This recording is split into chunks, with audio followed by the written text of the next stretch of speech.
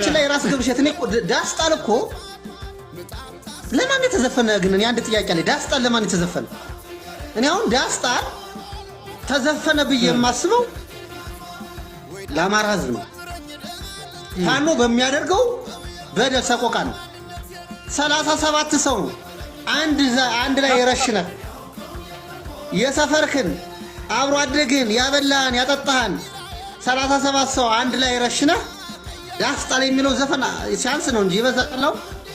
እኔ ዳስጣልን በዚህ ልክ ነው የማየው። ፋኖ ላደረሰው በደል ነው ዳስጣል የተዘፈነ ብያም አለው።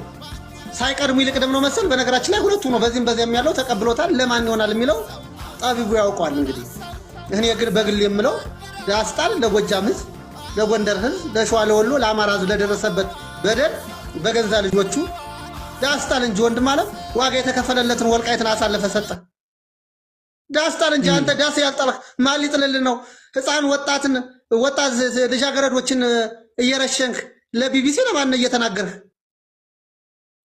ዳስጣል እንጂ እናት በልጇ እየተገደለች የካህን ሚስት እየተደፈረ ማን ሊያለቅስልህ ነው? ማን ዳስ ሊጥልልህ ነው? ታዲያ እኔ ዳስጣልን በዚህ ልክ ነው የማየው። አስረግጠን ወይ አልተረዱትም ወይ ሳይቀድሙ ይልቅደም ነው እንጂ እንዴ ዳስማ መጣያማ ብዙ ምክንያት አለው።